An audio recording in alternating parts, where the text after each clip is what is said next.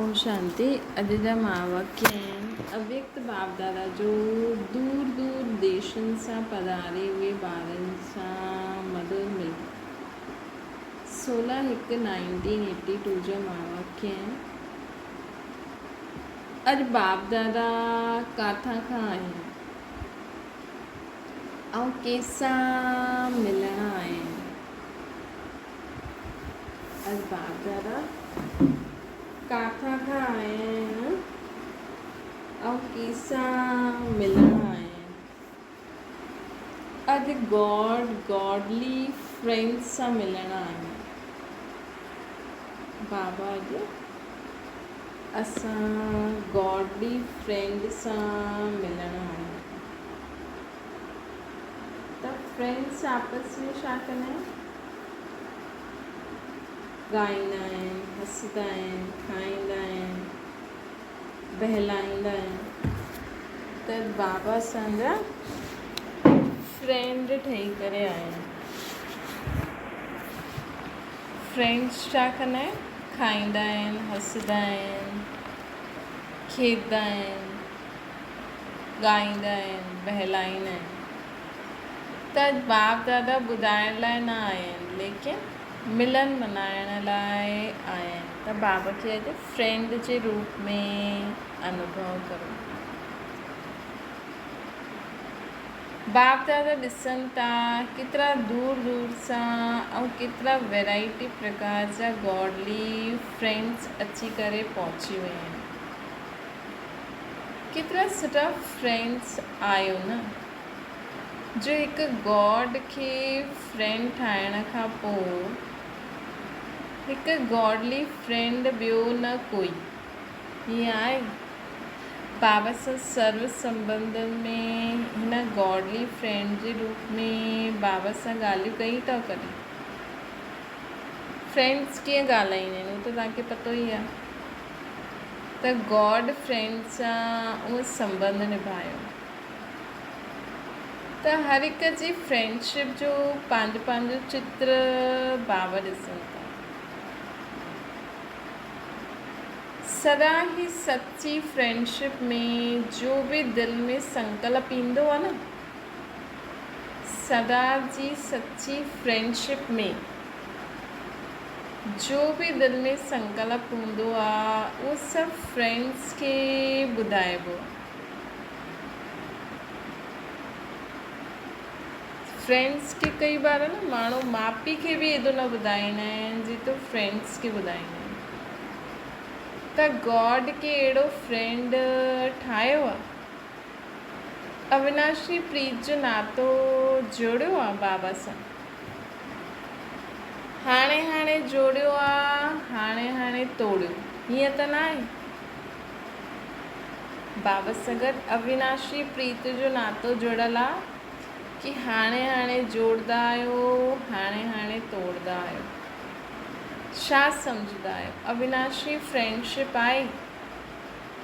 सॼे कल्प जे अंदरि अहिड़ो बाप चओ, फ्रेंड चओ, जो बि चओ, सर्व संबंध निभाइण वारो चओ, अहिड़ो मिलंदो कोई? सॼे कल्प जो चक्कर लॻायो, न अहिड़ो बाप मिले, न अहिड़ो टीचर मिले, न अहिड़ो सतगुरु मिले, न अहिड़ो साजन मिले, न अहिड़ो फ्रेंड मिले, न अहिड़ो डॉक्टर मिले। ऐं पंहिंजे फ्रेंड खे व सर्व संबंधन खे ढूंढो भी बाबा ही अची करे। बाबा ही अची करे ढूंढियो न तव्हांखे, तव्हां न ढूंढे सघियो। अविनाशी सर्व संबंध जोड़ण जो आधार व विधि छा आहे उहो ॼाणंदा आहियो, सुठी तरह सां ॼाणंदा आहियो। बाबा सां अविनाशी संबंध जोड़ण जो आधार व विधि सुठी तरह ॼाणंदा आहियो। सदा हिकु ई ॻाल्हि यादि रहे कि मुंहिंजो बाबा, मुंहिंजो बाबा। मुंहिंजो मुंहिंजो चइण सां अधिकारी आत्मा ठही वेंदो। मुंहिंजो शिव बाबा, मुंहिंजो शिव साजन, मुंहिंजो शिव फ्रेंड, मुंहिंजो शिव टीचर, मुंहिंजो शिव सतगुरु, मुंहिंजो शिव डॉक्टर। इहे मुश्किल आशा बाबा चयो अथऊं। जॾहिं बाबा चयो मुंहिंजो ॿारु, त ॿार खे मुंहिंजो बाबा सम्झण में छा मुश्किल आहे? चेक कजो, पहिरियों मुंहिंजो बाबा आहे या पहिरियों ॿियो कोई अची वेंदो आहे। ये मुंहिंजो बाबा शब्द 21 जन्मनि जे लाइ अटूट संबंध जोड़ण जो आधार आहे। ये मुंहिंजो शब्द 21 जन्मनि जे लाइ अटूट संबंध निभाइण जो आधार आहे। एॾो सहज साधन अपनायो आहे, अनुभवी आहियो, अनुभवी थी विया आहियो न।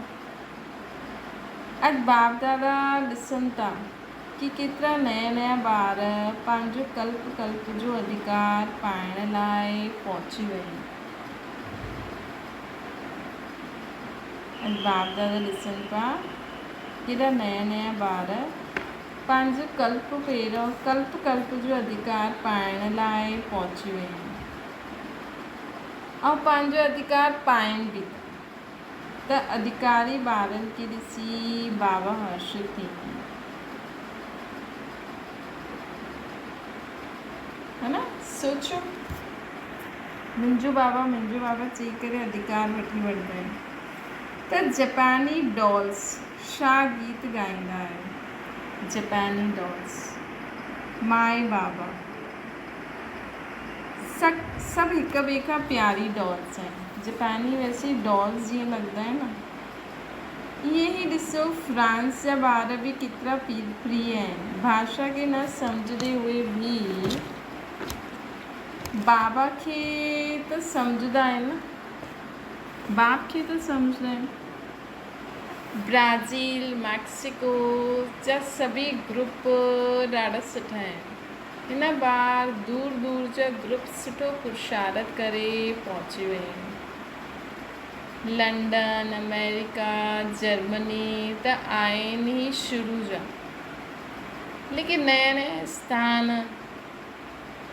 छा ॾाढा सुंदर गुलदस्ते खे ॾिसंदे हुए बाप दादा अति हर्षित था थियनि। सभिनि खां ज़्यादा दूर सां कहिड़ो स्थान? त के चई बाबा परमधाम। त बाबा चई ठीकु, लेकिन जेतिरो ई दूर स्थान आहे ओतिरो ई पहुचण में सेकेंड लॻंदो आहे। बाबा खे सेकेंड में पहुची वेंदा आहियो न परमधाम में। सेकेंड में पहुचंदा आहियो या देरी लॻंदी आहे? हाणे बाबा चए स्टॉप, परमधाम में पहुची वेंदो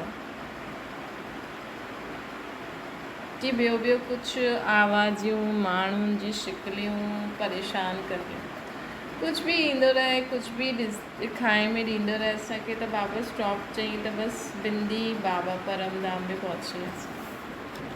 हांगकांग जा बि चाइनीज़ भाषा ॻाल्हाइण वारा ॿार पहुची विया आहिनि। गॉडली गुलदस्ते जा अति शोभनीक फूल आहियो। पंहिंजे खे हिन गुलदस्ते जे फूल अनुभव कंदा आहियो।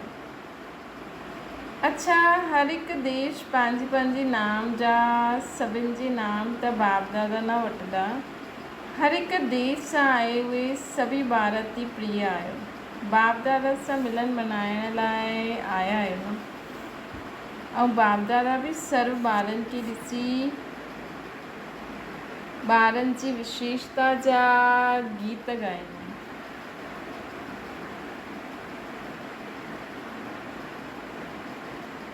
बोर बड़ोश वारा बि ॾाढा ख़ुशि थींदा आहिनि। बाबा अलॻि देश जा नाम वारा था चवनि।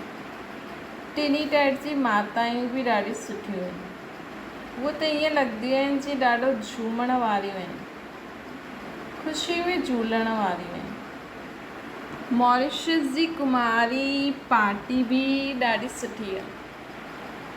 हर हिकु कुमारी 100 ब्राह्मणनि खां बि उत्तम आहे।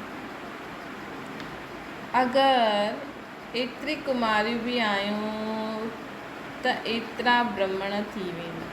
मतिलबु 4 कुमारियूं बि आहियूं त 400 ब्राह्मण अची विया। मतिलबु हिकु कुमारी 100 ब्राह्मणनि खां उत्तम। ये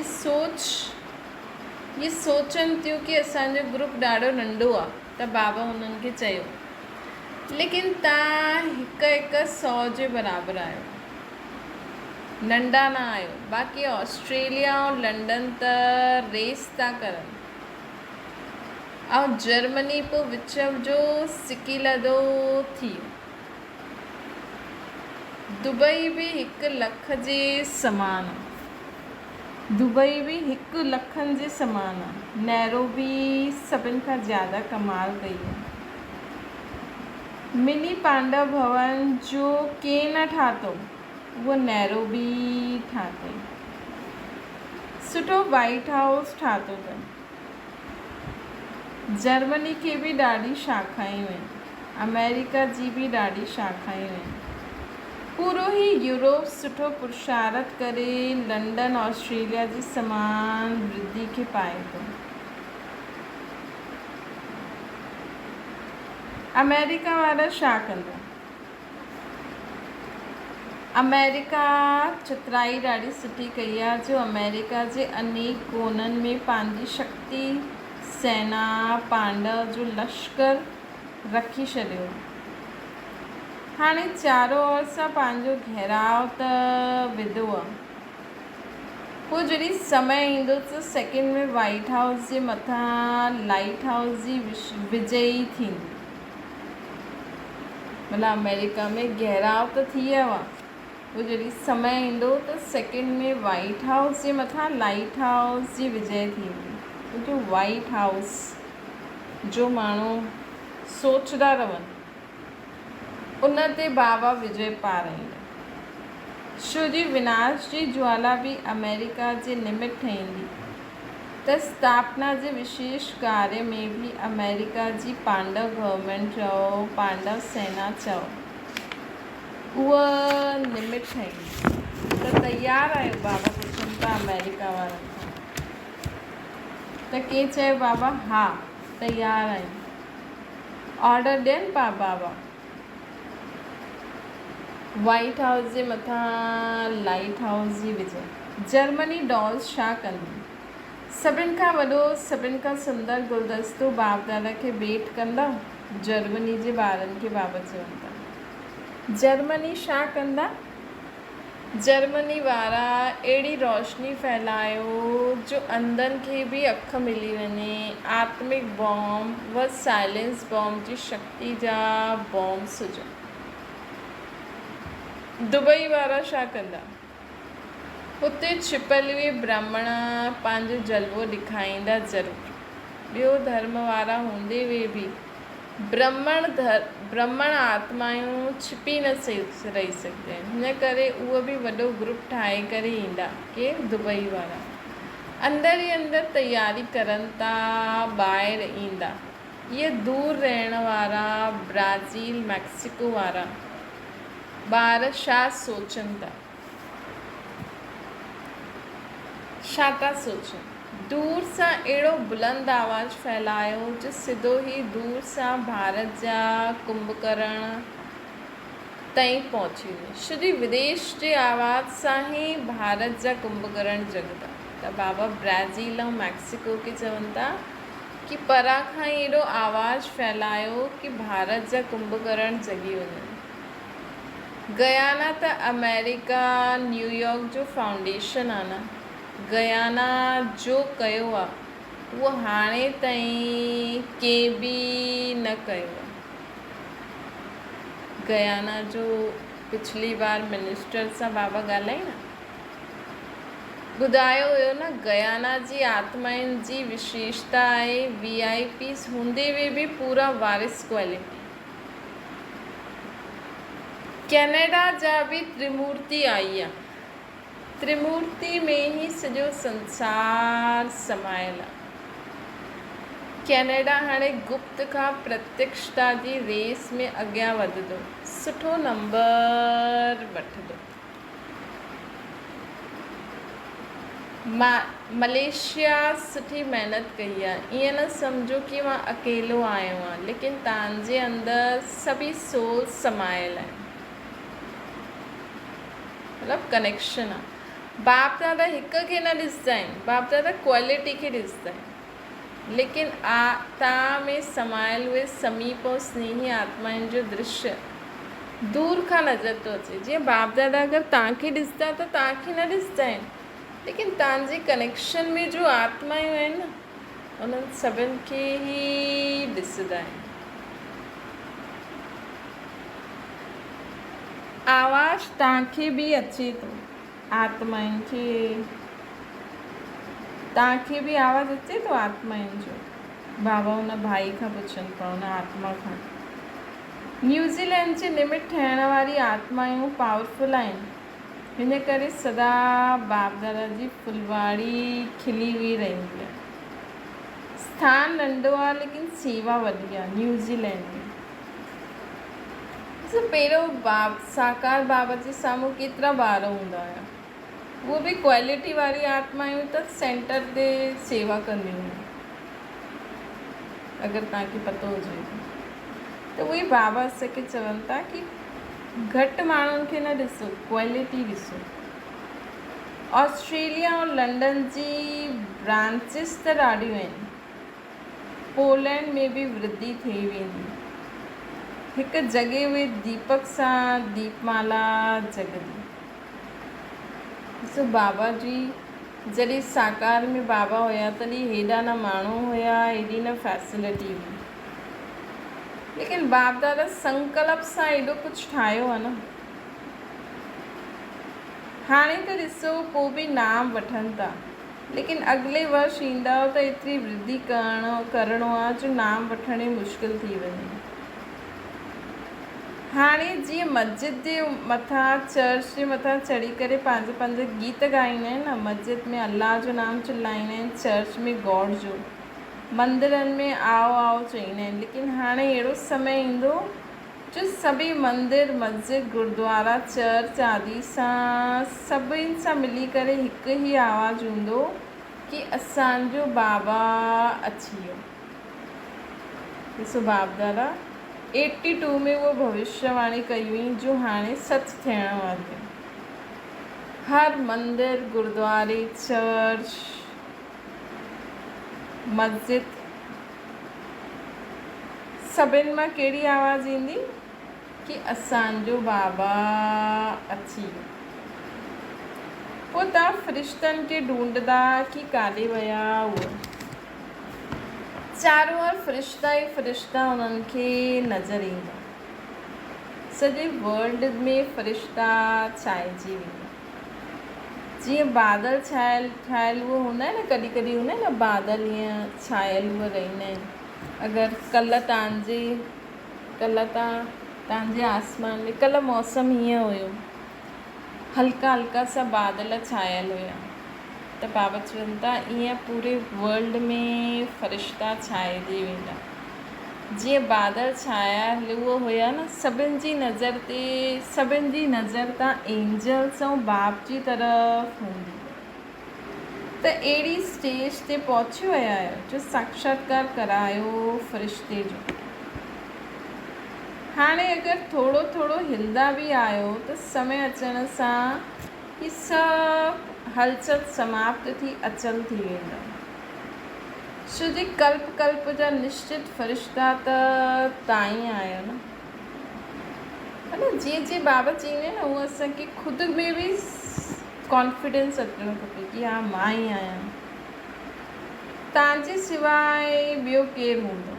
ये जो थोरो थोरो हिलण जो पार्ट आहे, खेल ॾेखारींदा आहियो, ये सभु समाप्त जल्दी थी वेंदो। पोइ सभिनि जे मुख सां आवाज़ु निकिरंदो कि माया हली वई, असां माया जी थी वियासीं।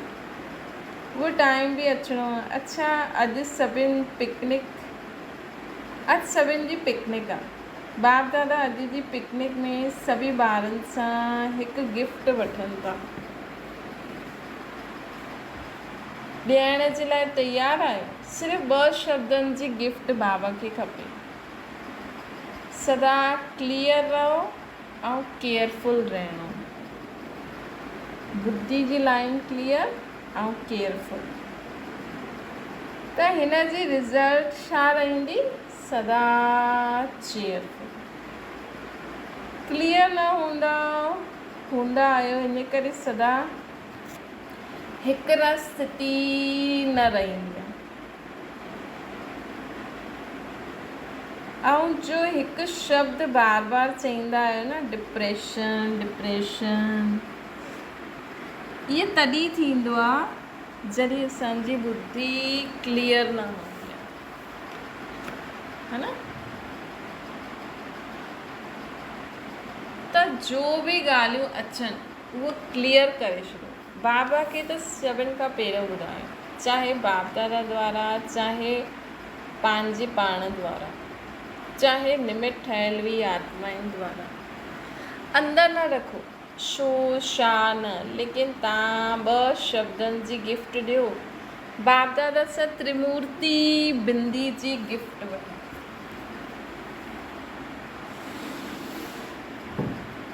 तव्हां बाबा खे 2 शब्दनि जी गिफ्ट ॾियो, क्लियर ऐं केयरफुल, ऐं बाप दादा खां त्रिमूर्ति जी गिफ्ट वठो। बिंदी, मां आत्मा बिंदी, बाबा बिंदी, ड्रामा बिंदी। गिफ्ट खे खोए न ॾियणो, गिफ्ट खे सदा बुद्धि जी तिजोरी में क़ाइमु रखो। जो बाबा खे ॾिनी ऐं जो मिली मंज़ूर आहे वठण ऐं ॾियणु। अच्छा, जॾहिं बि कुझु थी वञे त तिलक लॻाए छॾिजो त सेफ थी वेंदो। मां आत्मा बिंदी, बाबा बिंदी, ड्रामा बिंदी, बिंदी बिंदी बिंदी बिंदी बिंदी बिंदी बिंदी। तिलक लॻाइण ईंदो आहे न? ॾिसो, बाबा त असांजे लाइ केॾो सहज करे छॾींदा आहिनि। बाबा चवनि था ग़लती थी बि वञे न त छा कजो?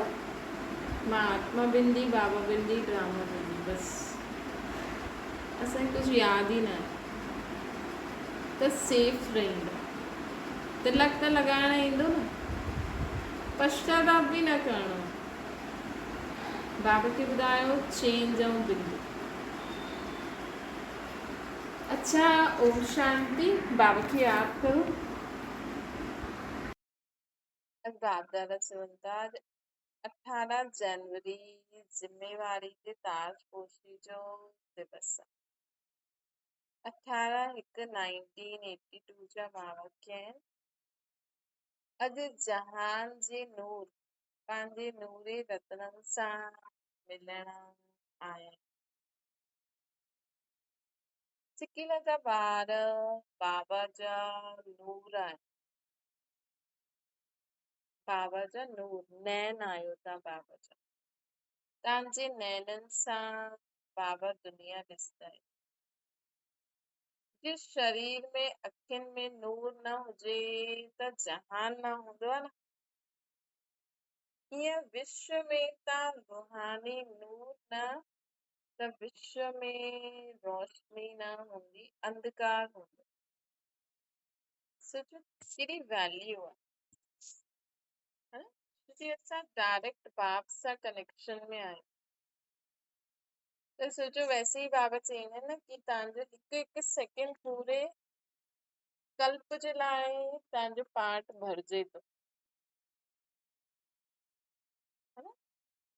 त सोचो, हाणे अगरि हर सेकेंड असां बाबा खे यादि कंदासीं निराकार रूप में, त मतिलबु द्वापर कलयुग में बि असां हेॾे होॾे न भटकंदासीं।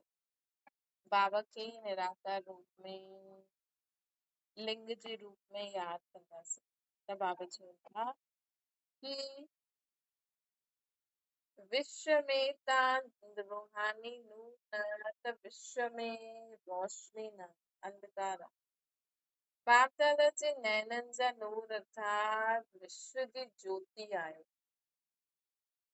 अॼु जे विशेष स्मृति दिवस ते बाप दादा वटि सभिनि जे स्नेह जी गीत अमृत वेले खां वतन में ॿुधाए पई। स्नेह जी गीत अमृत वेले खां बाबा खे ॿुधाए में पए। हर हिकु ॿार जो गीत हिकु ॿ खां ज्यादा प्रिय हुया। मिठी मिठी रोहरिया की ॾाढी ॿुधनि पा बाबा। बाबा मिठी मिठी रोहरियान बि ॿारनि जी ॿुधनि पा। ॿारनि जे प्रेम जे मोतियुनि जी माला बाप दादा जे गले में पिरोइजी वई। बाबा चवनि था कि मोतियनि जी माला ॿारनि जे प्रेम जे मोतियनि जी माला बाप दादा जे गले में पिरोइजी वई, मतिलबु आंसुअनि जी।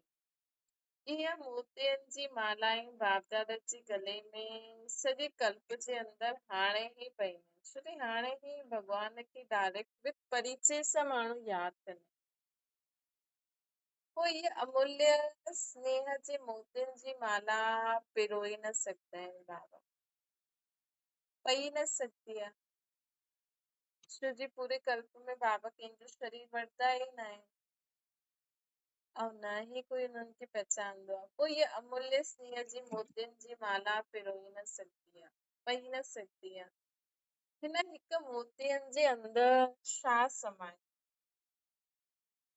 हिन हिकु मोती जे अंदरि छा समाए।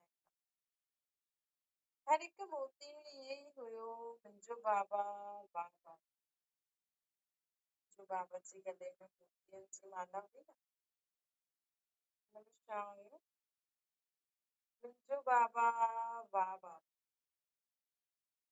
ॿुधायो केतिरी मालायूं। ये इन्हनि जी मालाउनि खां बाप दादा केतिरा अलौकिक सजे हुए श्रृंगार हूंदा। इन ही मालाउनि सां बाप दादा केतिरा अलौकिक सजा हुआ श्रृंगार हूंदा। जे स्थूल में स्नेह जी निशानी मालाउनि सां सजायो आहे न, 18 जनवरी बाप दादा खे मालाउनि सां सजाईंदा आहिनि त हिते स्थूल सजावट सां सजायो आहे। लेकिन वतन में अमृत वेले खां बाप दादा खे सजाइण शुरू कंदा। हिक जे मथां हिकु माला बाप दादा खे सुंदर श्रृंगार ठही। मतलब जो ॿार चई आंसुअनि जी माला जेके बाबा मोतियुनि जे रूप में एक्सेप्ट कंदा। तव्हां सभई उहो चित्र ॾिसो था न। अॼु जो विशेष ॾींहुं सर्व ॿारनि जे ताजपोशी जो 18 जनवरी। बाबा चई न सिर्फ़ु हिकु दादी जी खे त हथु ॾिनो। जीअं बाबा कॾहिं कॾहिं अव्यक्त बाप दादा खे कॾहिं कॾहिं भोख खाराईंदा आहिनि त बाबा पहिरियों छा कंदा हुया, सभिनि खे खाराईंदा हुया, है न। ऐं निमित दादी खे खाराईंदा हुया, मतिलबु सभु खाधनि। मतिलबु जीअं शिव बाबा में पूरी बीज में शक्ति वेंदी आहे न, ईअं जड़नि में बि जो हूंदो आहे न, त जड़नि द्वारा पूरी शक्ति पूरे वृक्ष खे मिलदी आहे। त हिकु दादी खे शक्ति न ॾिनई बाबा, दादी द्वारा असां सभिनि खे बि शक्ति मिली। अॼु जो विशेष ॾींहुं सर्व ॿारनि जी ताजपोशी जो ॾींहुं। अॼु जे ॾींहुं आदि ॾींहुं ब्रह्मा बाबा स्वयं साकारी जिम्मेवारी अर्थात साकारी रूप सां सेवा जो ताज नैननि जी दृष्टि द्वारा हथ में हथ मिलाईंदे हुए मुरबी वारनि खे अर्पण कई। सोचो एॾो वॾो कार्य बाबा साकार में ॿारनि खे ॾिनई। बाबा बैकबोन त हुया, लेकिन साकार में जीअं दादी ऐं हुननि सां गॾु जो बि निमित आत्माएं हुयूं, हाणे उहे डिसाइड कंदियूं की असांखे यज्ञ में केरु केरु छा छा कीअं करिणो आहे मतिलबु उन समय उन्हनि डिसाइड कयो। हाणे जेका निमित वेठा आहिनि उन्हनि उहो जो सोचदा हूंदा जीअं न जॾहिं दादी वेठा त दादी त चई की बाबा तव्हांखे अचिणो ई आहे, है न? त अव्यक्त पाठ हलियो। जीअं जीअं जीअं दादी शरीर छॾी न उहो उहो अव्यक्त पाठ बि ख़तम थींदो हो। त जेसि ताईं दादी हुया त दादी बाप दादा खे सॾु कंदा हुया न की न तव्हांखे अचिणो ई आहे। जीअं सम्झो की हाणे आहे न तव्हांजा जेका वॾा जीअं घर में जो वॾा हूंदा आहिनि न उहे छा कंदा आहिनि की न दिवाली ते ईअं करिणो ई आहे, इहा पूजा करणी ई आहे। लेकिन अॼु जी जनरेशन जो वेंदी सम्झो जो हाणे जेकी नुंहुं वेठी आहे उहा चईंदी की हल ठीकु आहे न, हल थी वियो ईअं ई करो ईअं ई करो। मतलब जीअं अगरि तव्हां भक्ति में बि ॾिसो की तव्हांजा जीअं वॾा माण्हू कीअं कंदा हुया, केॾो विधि पूर्वक कंदा हुया, पोइ हुन खां पोइ नेक्स्ट जनरेशन तव्हांजी वेठी, पोइ तव्हां बि कंदा आहियो लेकिन हुन रीति कंदा आहियो या हुन खां ज्यादा कंदा या घटि कंदा इहे तव्हांखे पतो। हाणे असां त ख़ैर बाबा भक्ति खां छुटी थी वई, मतिलबु हिकु जनरल जो अज्ञानी माण्हू आहिनि। ऐं अॼुकल्ह जी मॉडर्न जनरेशन त चईंदी छा इहे सभु कर छॾ। त ईअं ई आहे जॾहिं साकार में बाबा शिव बाबा ईंदा हुया त ब्रह्मा बाबा केॾो विधि पूर्वक की न शिव बाबा ईंदा आहिनि त हीअं करिणो आहे हीअं करिणो आहे हीअं करिणो आहे। मतिलबु शिव बाबा जो चवनि हूअं ई थिए। ब्रह्मा बाबा जे जॾहिं साकार शिव बाबा जो टाइम हुयो तॾहिं त ॾाढो ई अलॻि हुयो माहौल। पोइ जॾहिं दादी साकार में हुया हुन खां पोइ सेवा बि अलॻि थी वई, माहौल बि अलॻि थी वियो। पोइ धीरे धीरे जो बि आत्माउनि वटि निमित ठहिया उन अनुसार हले थो। है न? त बाबा चवनि था ये 18 जनवरी मतलब कि बाप दादा साकार पाठ पूरो करे ॿारनि खे ज़िम्मेवारी ॾिनी।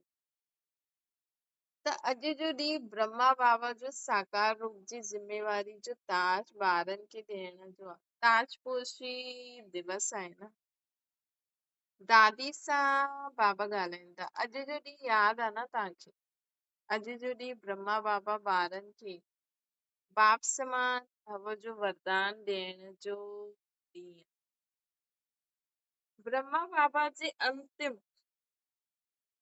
संकल्प जा बोल व नैनन जी भाषा ॿुधी छा हुई?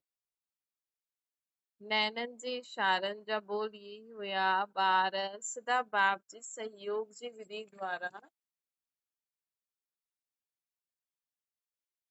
वृद्धि खे पाईंदा रहंदा। ये बाबा जा अंतिम बोल हुया। संकल्प जा बोल व नैनन जी भाषा छा हुई कि बाप जे सहयोग जी विधि सां वृद्धि खे पाईंदा रहंदा। इहे अंतिम बोल वरदानी बोल प्रत्यक्ष फल जे रूप में ॾिसो था। है न? हाणे बि कई माण्हू पंहिंजे न अज्ञान काल में जे कई माण्हू अञा ताईं पंहिंजे पूर्वजनि खे यादि कंदा आहिनि विधि पूर्वक, छोजी हुननि जो बीज पयल हूंदो आहे न त हुन अनुसार हुननि जो घर अञा ताईं वृद्धि खे पाईंदो रहंदो आहे। त हिते त शिव बाबा जो कार्य त हाणे जेको आत्मायूं जेतिरो बाप दादा खे यादि कंदियूं उन अनुसार कार्य वृद्धि खे पाईंदो। हीअं न की हाणे त असां था हलायूं। इहे त पहिरियों खां ई शिव बाबा जो कार्य आहे, हाणे बि शिव बाबा जो कार्य आहे। ये अंतिम बोल वरदानी बोल प्रत्यक्ष फल जे रूप में ॾिसो था। ब्रह्मा बाबा जे अंतिम वरदान जो साकार रूप स्वरूप तव्हां सभु आहियो। वरदान जे बीज सां निकिता हुआ वैरायटी फल आहियो न, जेकी बि आत्मायूं पोइ निकितियूं आहिनि। अॼु शिव बाबा ब्रह्मा खे वरदान जे बीच सां निकितल उहा सुंदर विशाल वृक्ष ॾेखारनि पिया। अॼु शिव बाबा ब्रह्मा बाबा खे जो वरदान ॾिनई न, अंतिम वरदान ब्रह्मा बाबा दादी खे, कि बाप जे सहयोग जी विधि द्वारा, बाबा जे सहयोग जी विधि द्वारा वृद्धि खे पाईंदा रहंदा। बिना ब्रह्मा बाबा जे, बिना शिव बाबा ब्रह्मा बाबा जे सिर ते कुछ बि न करे सघंदा आहियूं। त उहो जो वरदान ॾिननि त हुनजो साकार रूप बाबा ॾिसनि पिया। हुन वरदान जे बीच सां निकितल उहे वैरायटी फल अॼु बाबा ॾिसनि था। अॼु शिव बाबा ब्रह्मा खे वरदान, ब्रह्मा जे वरदान जे बीच सां निकितल उहो सुंदर विशाल वृक्ष ॾिसनि पिया। साइंस जे साधन सां त ॾाढो प्रयत्न करनि था कि हिकु वृक्ष में वैरायटी फल निकिरी वञे। ईअं कंदा आहिनि न, जीअं न ॾाढे सारे बीजनि खे मिलाए छॾंदा, या वृक्ष निकिरंदो न, पोइ हुन सां गॾु ॿी टाली हुन सां ऐड करे छॾंदा त वैरायटी फल हिकु। बाबा चवनि था, जीअं साइंस वारा न साधननि खे अपनाईंदा आहिनि, कि ॾाढो प्रयत्न कंदा आहिनि कि असां हिकु वृक्ष सां वैरायटी फल कढूं। लेकिन ब्रह्मा बाबा वरदान जो वृक्ष सहज योग जी पालना सां पलल उहो वृक्ष निकितो, विचित्र ऐं दिलख़ुश, केतिरो दिल ख़ुश करण वारो वृक्ष निकितो, है न। ब्रह्मा बाबा जेको वरदान ॾिनई न, त हुन सां बाबा चवनि था दिल ख़ुश करण वारो वृक्ष निकितो। ब्रह्मा बाप वरदान जो वृक्ष सहज योग जी पालना सां पलल उहो वृक्ष केतिरो विचित्र ऐं दिल ख़ुश करण वारो। हिकु ई वृक्ष में वैरायटी फल आहिनि। श्री बाप साकार बाप जे अविक थियण खां पोइ ई विदेश जी सेवा वृद्धि खे पाई। अलॻि अलॻि वृक्ष न, वृक्ष हिकु ई आहे, फल अनेक प्रकार जा आहिनि। अहिड़ो वृक्ष ॾिठो आहे? हर हिकु पंहिंजे खे हिन वृक्ष जा ॾिसो था न, त वतन में अहिड़ो विचित्र वृक्ष बि इमर्ज हुयो। अहिड़ो वृक्ष सत्युग में बि न हूंदो। जीअं वृक्ष हिकु हूंदो लेकिन अनेक प्रकार जा फल हूंदा, अहिड़ो वृक्ष ॾिठो आहे तव्हां? लेकिन बाप दादा वटि वतन में अहिड़ो वृक्ष आहे कि वृक्ष हिकु ई आहे, ऐं वरदान जो बीज जेको बाबा दादी खे ॾिनई, उन सां फल अनेक निकिता आहिनि। त बाबा असांखे चवनि था कि साइंस वारा जो कोशिश करनि था, उनजो फल तव्हांखे थोरो बहुत मिली वेंदो। हिकु ई फल में 2-4 फलनि जो रस जो अनुभव थींदो। दुनिया में जेको इहो प्रयत्न कंदा आहिनि न, भई हिकु वृक्ष में असांखे केलो, एप्पल, अंगूर इहे सभु मिली वञनि, कोशिश कंदा आहिनि उहे। छा कंदा आहिनि, जीअं टाली, सम्झो हिकु एप्पल जो पेड़ उगायो त हुनजी जेकी टालियूं आहिनि न, हुन टाली सां गॾु न ॿी टाली जोड़े छॾंदा ॿिए फ्रूट जी। त वैसे ई अगरि हिकु तने खे कटे करे मिट्टी में विझो न, त उहो वृक्ष ठही वेंदो आहे। अॼुकल्ह जेके हाइब्रिड चईंदा आहिनि, त उहे ईअं ईअं कंदा आहिनि। त बाबा चईंदा आहिनि कि उन्हनि खे थोरो बहुत फल मिली वेंदो, हिकु ई फल में 2-4 फल जो रस अनुभव थी वेंदो। महिनत इहे कंदा आहिनि ऐं खाईंदा त आहियो, लेकिन तव्हांखे त ॾाढो कुझु मिली वेंदो आहे न। हिकु वृक्ष सां कहिड़ी प्रकार जी आत्मायूं निकिरी वेंदियूं। हाणे खां खायो था न तव्हां, त ॿुधियो अॼु जो ॾींहुं छा आहे? अॼु जो ॾींहुं जीअं आदि में ब्रह्मा बाबा स्थूल वतन विल कई ॿारनि खे, इहे पंहिंजी अलौकिक प्रॉपर्टी ॿारनि खे विल कई। सोचो ब्रह्मा बाबा वटि जेतिरियूं बि शक्तियूं उन्हनि मतिलबु उन्हनि जेतिरो बि कार्य शिव बाबा उन्हनि खे सेखारियईं हीअं उथणी वेहणी खाइणी पीअणी हीअं कमु करिणो आहे उहो सभु दादी खे मिलियो हिन में दादी हुया लेकिन ॿिया सभिनि खे बि मिलियो त जीअं आदि में ब्रह्मा बाबा ऐं जीअं आदि में ब्रह्मा बाबा वटि जो बि प्रॉपर्टी हुई न उहो सभु बाबा यज्ञ में ॾेई छॾी ॿारनि खे ॾेई छॾी ईअं पंहिंजी ऐं 18 जनवरी ॾींहुं ब्रह्मा बाबा पंहिंजी अलौकिक प्रॉपर्टी ॿारनि खे विल कई त अॼु जो ॾींहुं ॿारनि खे विल करण जो ॾींहुं आहे न हिन अलौकिक प्रॉपर्टी जे विल जे आधार ते कार्य में अॻियां वधण जो विल पावर प्रत्यक्ष फल ॾेखारियो था त हू जेकी अलौकिक प्रॉपर्टी ब्रह्मा बाबा ॾिनई न उन जे आधार ते कार्य में अॻियां वधण जो विल पावर प्रत्यक्ष फल ॾेखारनि था भई ॿार चवनि की अगरि कोई सोचे की असां त शिव बाबा जे लाइ आया आहियूं न हिते इहे विच में ब्रह्मा बाबा दादी काथां अची आहे लेकिन हिते न माला थी ठहे भले असांखे शक्ति ॾियण वारो शिव बाबा आहे निराकार रूप में असांखे शिव बाबा जहिड़ो ठहिणो आहे लेकिन साकार में जीअं मम्मा बाबा पहिरियों गद्दी ते वेहींदा किंग एंड क्वीन हूंदा पोइ हुन खां पोइ जेको ॿियो किंग एंड क्वीन वेहींदो हुननि जो ॿार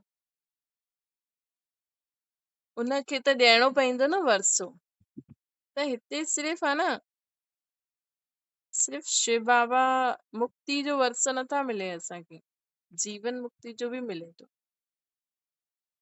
त जॾहिं आत्मा सतयुग में हूंदी त सतयुग में जीअं पहिरियों मम्मा बाबा जी राजधानी हलंदी फर्स्ट किंग एंड क्वीन जी हुन खां पोइ जीअं हाणे सम्झो की मोदी गवर्नमेंट आहे त सभु मोदी जे हिसाब सां हलंदा आहिनि कल अगरि मोदी सीट तां उतरी करे ॿियो कोई प्राइम मिनिस्टर वेहींदो त हुननि खे सारी जेकी बि प्राइम मिनिस्टर जी जो बि कमु आहे जो बि पावर्स आहिनि की प्राइम मिनिस्टर इहे करे सघंदो आहे प्राइम मिनिस्टर इहे करे सघंदो आहे उहे सभु ॿिए नेता खे मिली वेंदी त ईअं ई पहिरियों पहिरियों किंग एंड क्वीन हुया मम्मा बाबा हुन खां पोइ नेक्स्ट किंग एंड क्वीन वेहींदा त हुन अनुसार हुन दुनिया में जो बि पावर्स जाते जाते बि यूज़ करणी आहे त उहो ॿियो किंग एंड क्वीन कंदो त हुन हिसाब सां उन्हनि खे विल पावर उन्हनि खे पूरी प्रॉपर्टी पूरो हक़ ॾियणो पवंदो त हिते बि जॾहिं ब्रह्मा बाबा जो पाठ पूरो थियो त हुन खां पोइ यज्ञ में छा कीअं कीअं थींदो हालांकि डायरेक्शन शिव बाबा ऐं ब्रह्मा मामा खां ई वठिणो आहे बाप दादा खां ई वठिणो आहे त बि साकार में हूंदा आहिनि न की हा दादी चयो अथई त इहे करिणो आहे त हाणे जेका निमित वेठा आहिनि उन्हनि चयो आहे त भई करिणो आहे अलौकिक प्रॉपर्टी जे विल जे आधार ते कार्य में अॻियां वधण जी विल पावर प्रत्यक्ष फल ॾेखारण में ॾिनी ॿारनि खे निमित ठाहियो विल पावर जी विल कई अॼु जो ॾींहुं विशेष बाबा समान वरदानी ठहिण जो दिवस आहे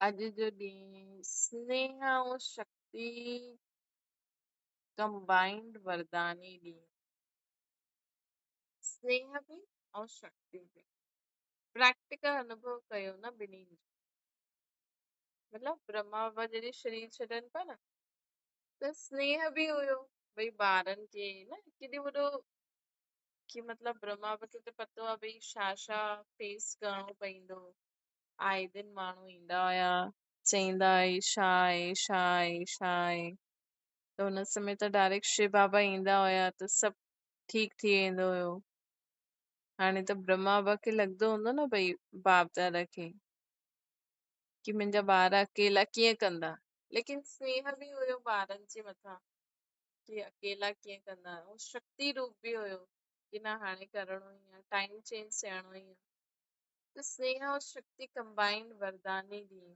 आहे प्रैक्टिकल अनुभव कयो न ॿिन्हिनि जो। अति स्नेह ऐं अति शक्तिशाली। दादी जी सां बाबा पुछनि था, यादि आहे न उहो अनुभव, ताजपोशी थी वई न। अच्छा, अॼु जो ॾींहुं जे महताब खे ॼाणियो, है न?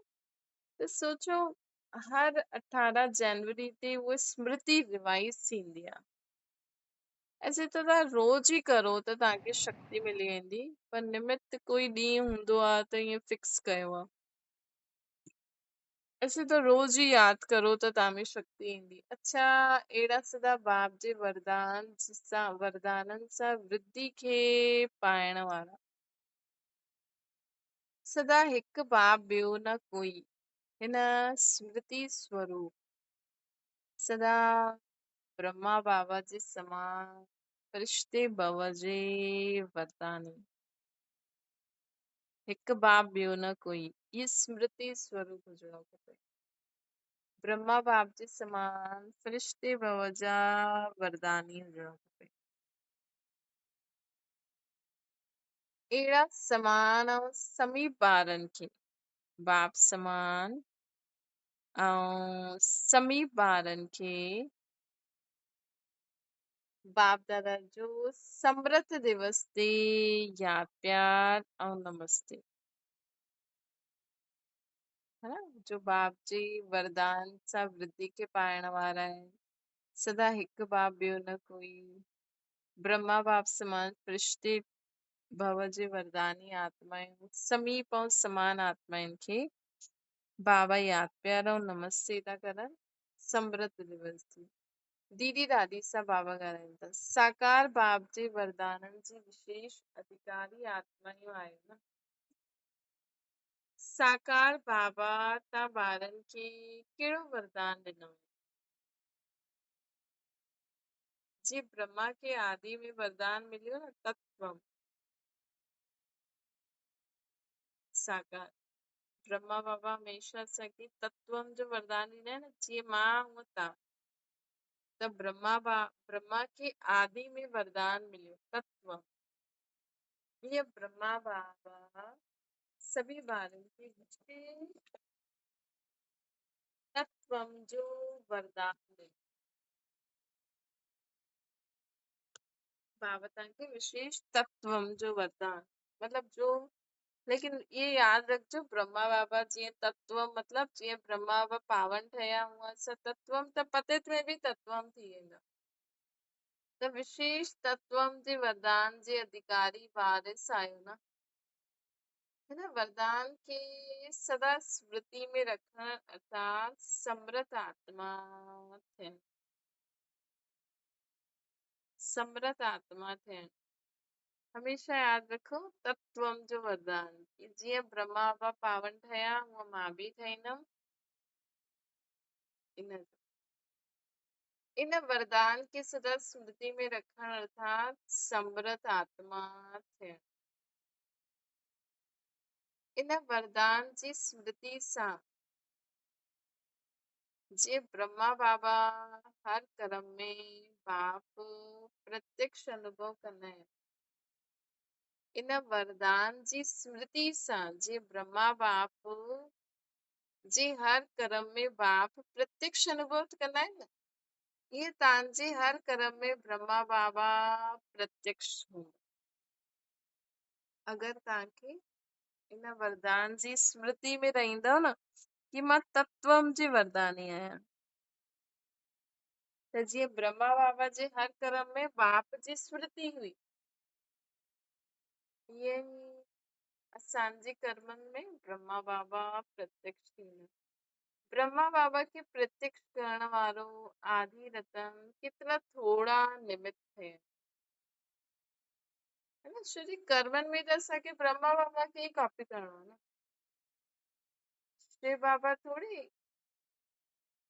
हिन फैमिली, भई सम्झो जीअं न तव्हां दादियुनि सां दीदियुनि सां मिलंदा आहियो, ये गिफ्ट ॾियणी आहे, हीअं करिणो आहे, हेतिरनि जी रोटी, इहे सभु शिव बाबा जे कम जी ॻाल्हि थोड़ी आहे। शिव बाबा थोड़ी ॾिसंदा आहिनि इहे सभु। शिव बाबा त पंहिंजो ज्ञान ॾेई हली वेंदा, है न। पोइ ॿारनि खे नाश्तो में छा खाइणो आहे, ॾींहं में छा खाइणो आहे, मौसम जे हिसाब सां छा खाइणो आहे, ये सभु त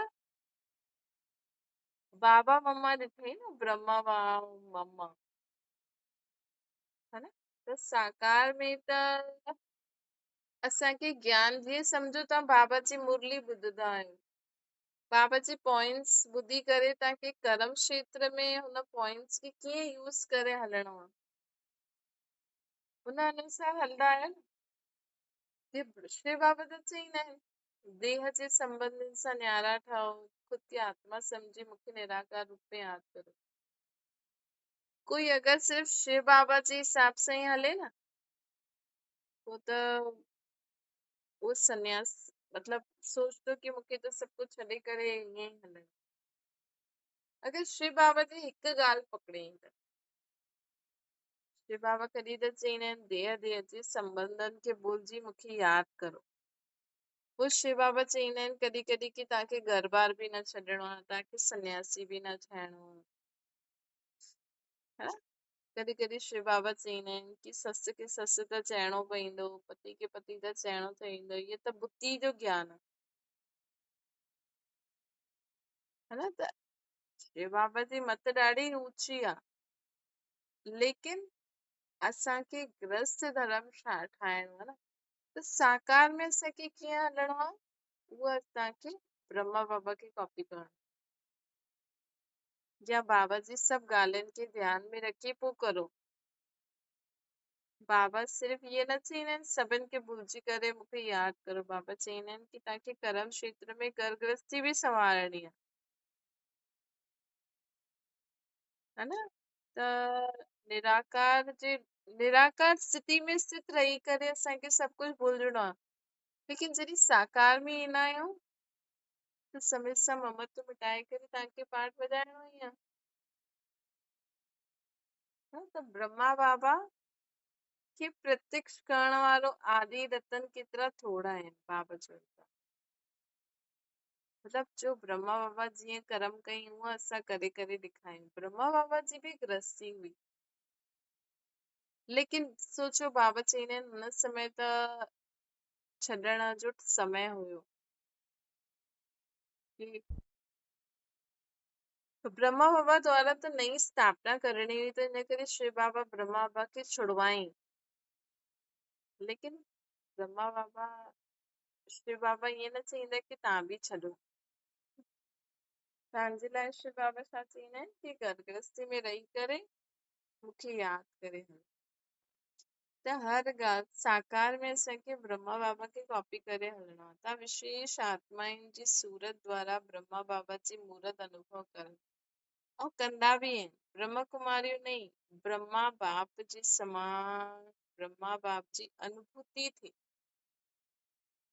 अहिड़ी सेवा जे निमित्त वरदानी विशेष आत्मायूं आहियो।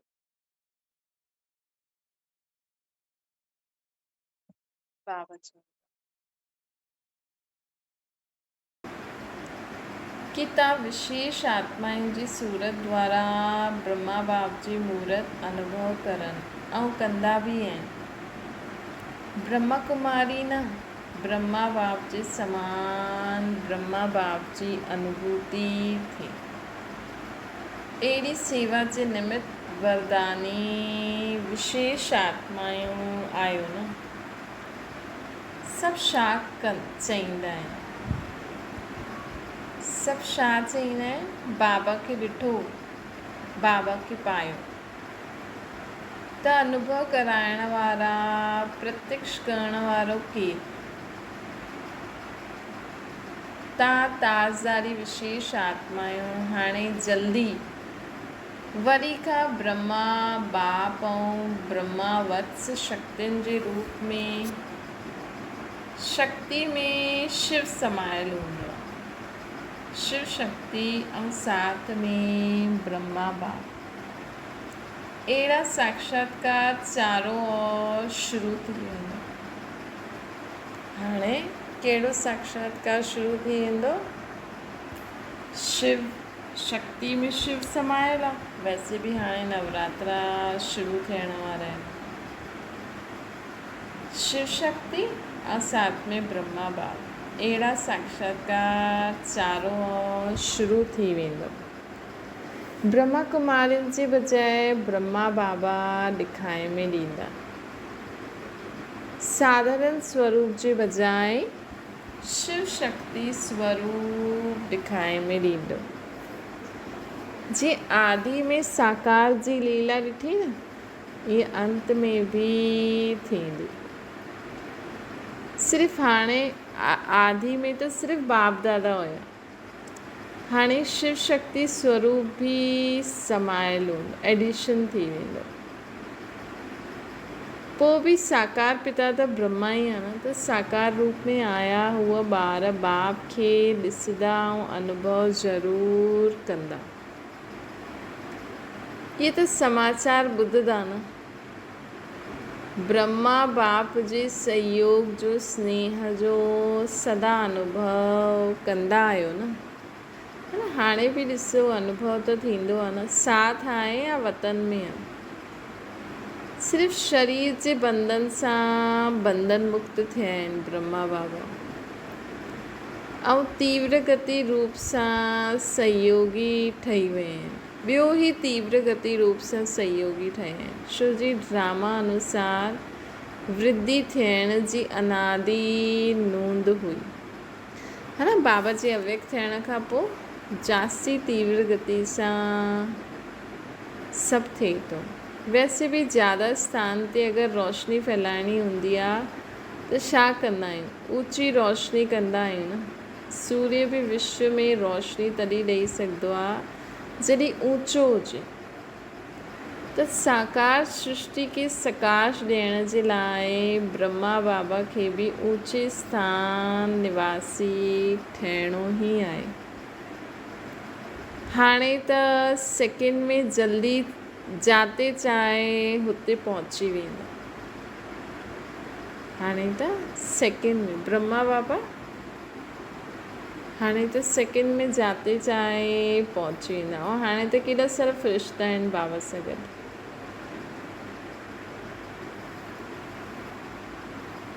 जाते चाहे पंहिंजो कार्य कराए सघंदा आहिनि।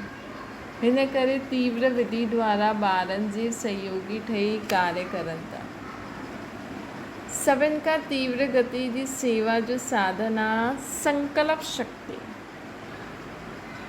तव्हां कुझु भी न करे सघंदा आहियो, सिर्फ़ु संकल्प करो, विश्व जी सर्व आत्मायूं बाप समान थी वेंदियूं। त ब्रह्मा बाप श्रेष्ठ संकल्प जी विधि द्वारा वृद्धि में सदा सहयोगी आहिनि। त वृद्धि जी भी गति तीव्र थी वई न।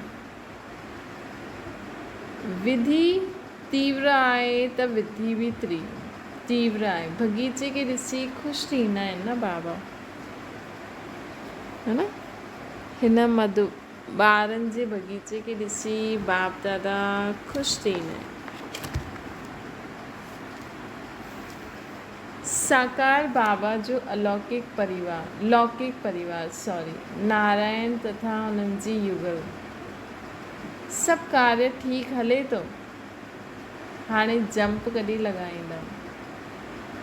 एतिरी वृद्धि खे ॾिसी सहज विधि अनुभव में न ईंदी आहे।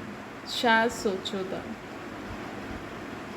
संकल्प जी ही त ॻाल्हि आहे न। ऐं ॿियो कुझु त करिणो न आहे, ॿियो कुझु करिणो आहे छा।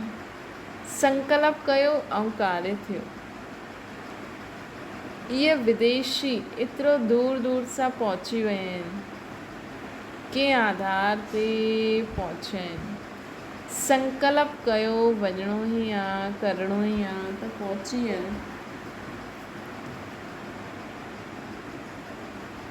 कंहिं आधार ते संकल्प कयो त दूर सां दृढ़ संकल्प जे आधार ते अधिकारी ठही वेंदा।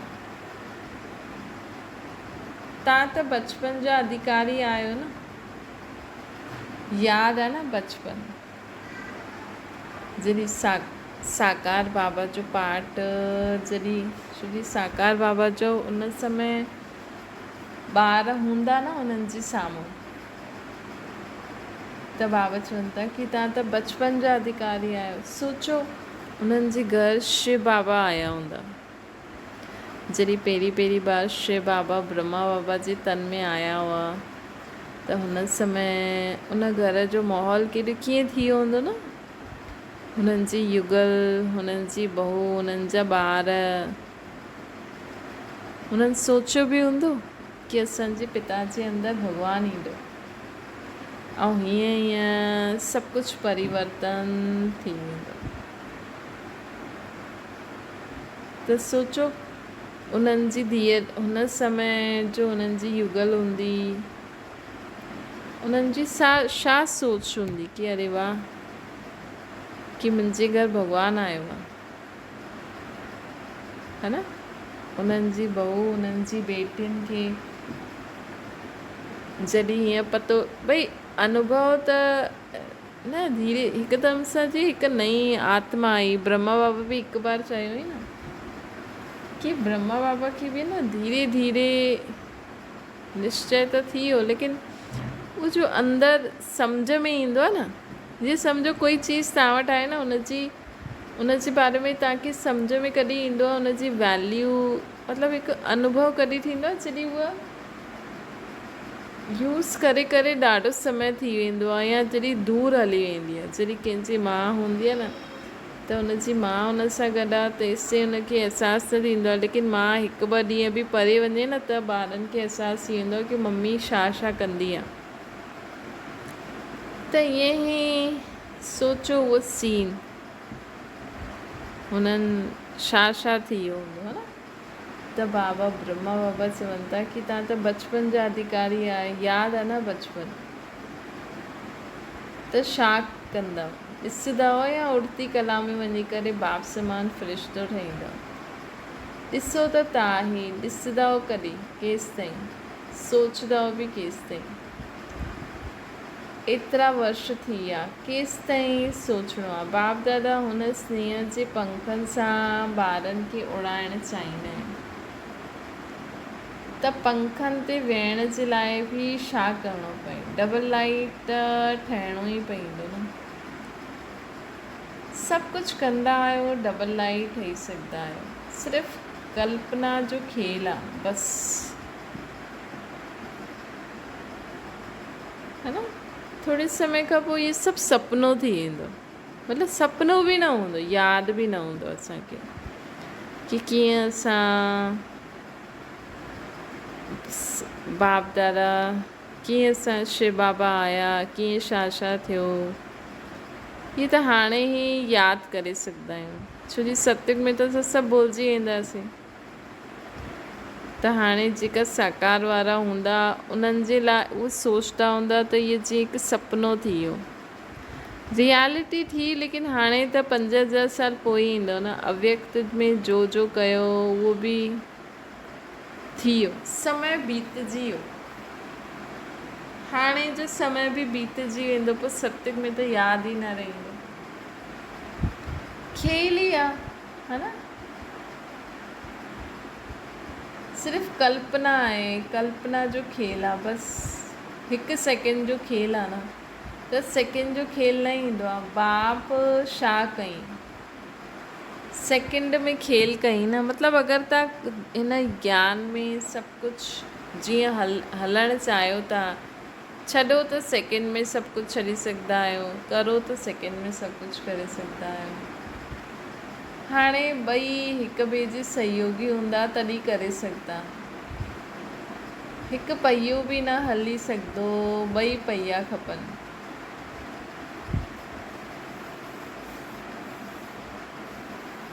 श्री नारायण दादा जी जेकी युगल हुई उन सां बाबा ॻाल्हाइनि था न, त ॿई पहियनि जे लाइ बाबा चवनि था। पोइ बि बाप दादा जे घर में ईंदा आहियो, बाप दादा त ॿारनि खे सदा मथे ॾिसंदा आहिनि, ऊचो बाप ॿारनि खे बि ऊचो ॾिसणु चाहींदा आहिनि। इहो त क़ाइदो आहे न।